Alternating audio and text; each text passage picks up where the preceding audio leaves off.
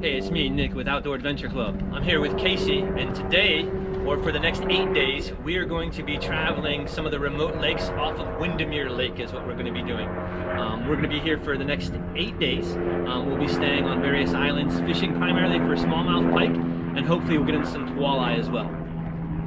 While we're out here, we have a ton of equipment with us.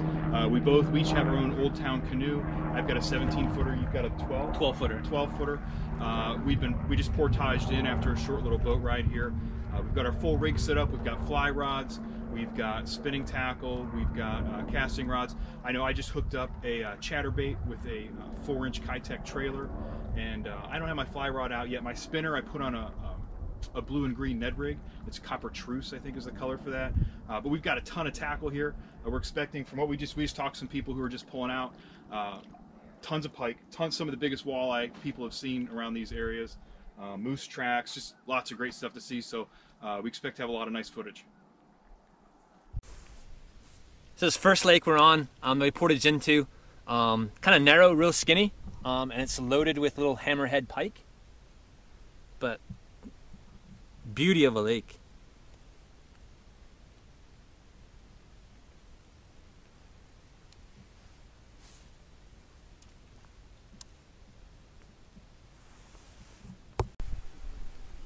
So this first lake that we portaged on into is divided into two by a beaver dam that's here. You can see this is the dam.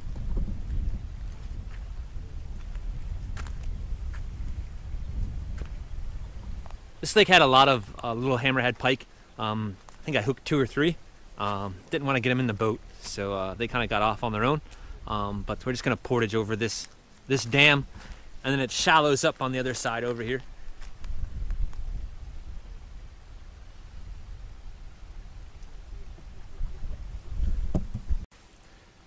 So cool thing about this time of year, we're coming up last week of July, is that the blueberries are out in full swing. So everywhere you stop, you can get these blueberries, and they're super good. They're awesome.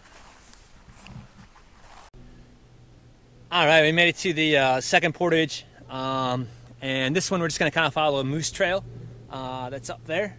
This is a broken beaver dam that was here. We tried scouting and going down there, but it's too rocky and stuff to get through. So we're just going to follow. There's a moose trail that's up here, and we're going to follow it into the bigger lake where we're going to set up camp for the night. Just on our way to find a camp spot, and look who showed up. Nice smallmouth on the spinner. Let him go. It's a good fish. Good start. So just cruising back, trying to find a camp, and then look who showed up again. Another Mr. Smallmouth. It's a good fish. Gonna let him go.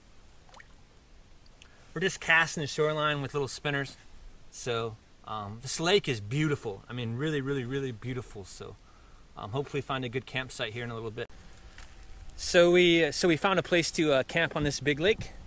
This is a really tiny island that we're on, but it has the trees are spaced out pretty good.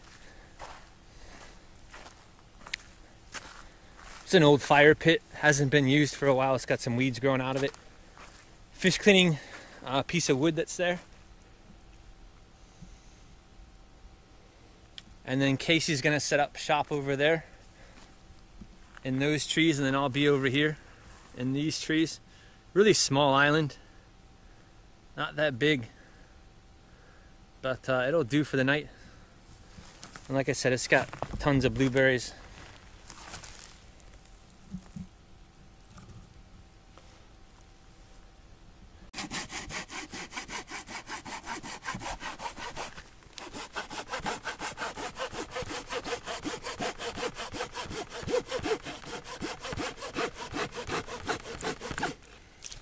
So I've got the Eversaw 8.0.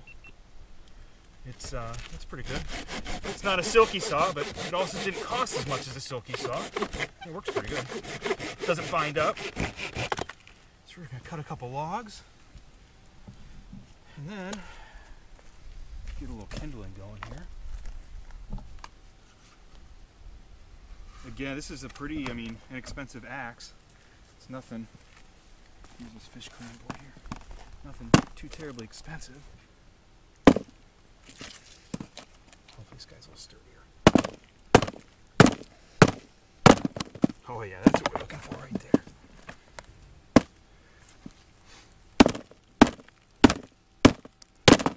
That's where it's supposed to work. Make these nice and small, get our fire started.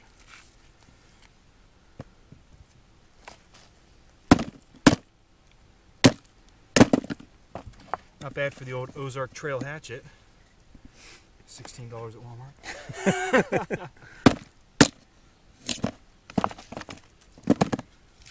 Perfect. So we made up our canoeing a little while ago, and I've got a little ball of Vaseline here. Usually these start pretty well. Today it probably won't. We'll see what happens. We're lucky. We're on this little island. It's not a very big island, but there are so many dead trees here. And a lot of stuff's just dead, and it's super dry, which is also nice. It's also nice that there's not a fire ban. And we'll make mention of that. Okay, I'll pry that guy up a little bit. Just kind of pull my cotton ball apart, pick up my spark. Give it a little bigger area there. Now the big thing with this, and I'm kind of bad about it, is getting the spark without knocking over your whole stick stuff here. So let's see if I can do that.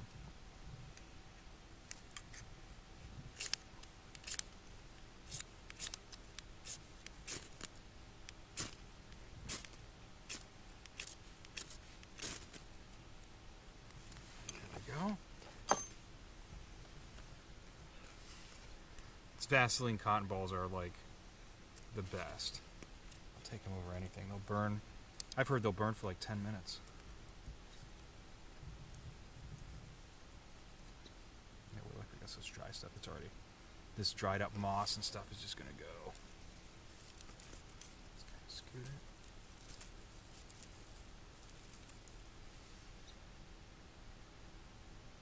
Now for me too, one of my big things is I keep playing with the fire too much, and I just need to let it do its job.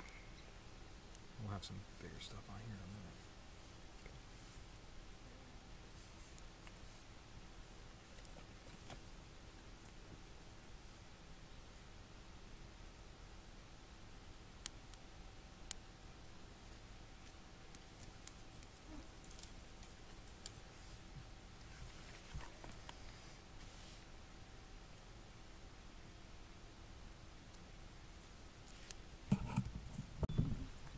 All right, it is day 2. It is Thursday. We have camp all set up. Today's kind of a nice, easy day. We're gonna fish. It's basically our goal today: catch some fish, do a little catch and cook, and just kind of explore the lake a little bit. On this big lake, we're gonna fish the lower half, and then like every so often, we're gonna move from place to place and set up camp at a different place on the lake, because this lake is so large. So stay tuned. See what happens today on day 2. All right, first nice fish of the day. Caught a lot of liller, smallmouth, one tiny walleye and a pike, but this is the first nice smallmouth. Liller smallmouth we're gonna eat. So we're gonna have a short lunch here in a little bit. Nice fish.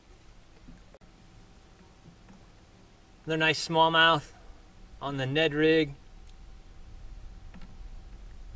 Turning out to start to become a really good day now that the sun's out warming the water. There's smallmouth. This one's a nice one. This is going to be one we're going to eat. It's under 15 inches, so that makes a good fish for shore lunch. Oh hey, welcome. Welcome to the smallest shore lunch spot in North America. Case and I have found this tiny little point that we're at right here. That you can see that there is very little room to work with. The reason we chose this spot is because we want to push up further up this big lake and get some more fishing in, and kind of look at some of the undiscovered little hideaways and things like that that we don't know about this lake. But after lunch, we're going to work our way up that way, around that point. What we're going to do is we're going to do some basic onions we have right here. They're chopped up. We got our fry mix, which is a Cajun fish fry. And then we have our bass that is right here. And then we're also using our lard, which is here. Small little fire is all you need. So we're just going to start with a small little fire. We'll show you that fire once it gets going. And we'll show you that fish once it gets frying. Catch and cook.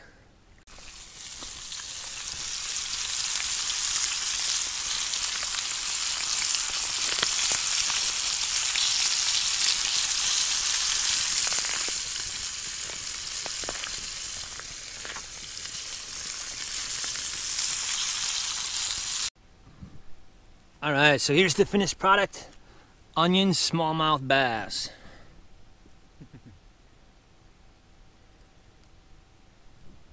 It's really good. Got a little biodegradable camp soap, a little moss scrubby. Gets right in there, cleans it right up. Moss does the trick, I tell you what. Who needs a sponge? Just after lunch, and look who came to dinner. Look at this boy. That is a quality smallmouth, guys. That is awesome. That is a really, really, really, really, really nice fish. So look at the mouth on that thing. That is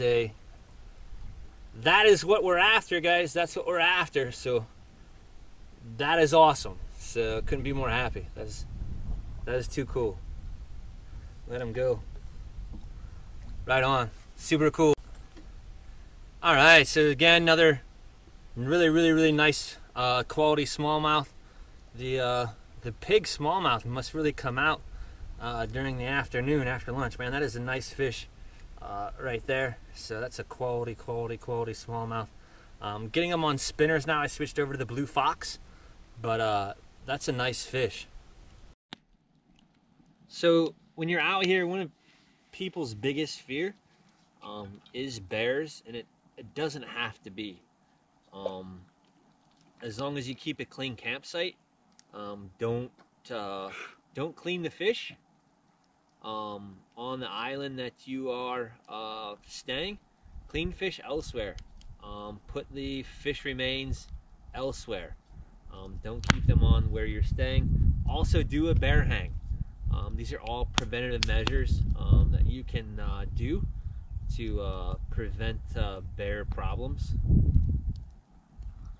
So that was probably the number one thing everyone, when we were talking about doing this, which we've been talking about for a long time, they were like, well, there's bears up there. It's like, well, what about the bears? Or like, but the bears. And that's really all anyone was super worried about, was the bears. And yeah, of course there are bears here, but first off, we haven't seen one yet. Right. You know, maybe one's seen us, but we haven't seen a bear. We've seen a moose and a half. Right. Right. There's a moose just across the lake here this morning, and he must have seen us before we saw him, and he took off. Right. You could hear him crashing through like knocking trees down. And we had a beaver frat party back here, yesterday, but we haven't seen any bears. And there's some practical tips. You know, we've got the bear hang, like Nick said. There's the clean your fish somewhere where you aren't going to be sleeping. Bury it, stuff like that. But like Dylan, who's at the lodge where we started off at, he said, just the basic stuff. It's the basic stuff you hear from everywhere. Basically, like if you see, well, first off, these are black bears. They're not brown bears. They're not grizzly bears. They're black bears. So as Dylan described them, they're basically big raccoons. They're scavengers. If you make yourself look big, give them a, hey bear, they're going to probably run away because they're afraid of you. If you get a big one, he said, and if the big one, if you're like, hey bear, and he's not moving, you back away. You basically just don't keep walking towards him. If they bluff charge you, you bluff charge them back. Oftentimes they'll get scared and run away. The biggest thing is you don't ever turn your back on a bear. Like, you don't turn and walk away. You don't turn, you sure as well don't turn and run away, because they're going to chase you then. And if you have like a mama bear with cubs, you 100% back away. Like, you don't want to try and intimidate or be aggressive, because it's terrible. It's a terrible idea. But your regular black bear by himself, you know, be aggressive, be kind of intimidating, and they'll run away. And like there's some other things, like that's the core everyone tells you about bears. But there are some other things, like I have some other plans personally that I use. For instance, I think we agreed you pretty much want to escalate. You want to start small. You start with a hey bear, right, and maybe you go to hey bear. You know, maybe get your hands up, bang a pot or pan or whatever. Hey bear, and if he doesn't move, and it's just one bear in his own, not a mother and her cubs, maybe you escalate to what you talking about, bear? right. You know, put a little slang on it. You know, see if he responds to that. Maybe he will. Maybe he'll take off. Maybe he'll just kind of shrug his shoulders. We don't know. And you just keep escalating. I wasn't quite sure where the top of the line was, but I think Scottish is... Right, Scottish is... If you put a strong Scottish, you know, bear, what are you doing? You give him one of those. I think that's really good. I think they're going to go. I think he's going to take off. And if he doesn't, you might want to back away. But, I mean, main thing is, we're not out here, like people think that you're out here, there's like bears everywhere. We're not fighting off bears every single day. It's not like every day it's like, oh gosh, there's another bear, we have to fight it off, we have to defend our campsite. Right. Nick didn't have to roundhouse kick a bear to get to the portage. Right, portage. It's not like that. People have like this grandiose idea that there are bears everywhere and their main objective is to attack your campsite and raid your food and do those things. It's just about being smart.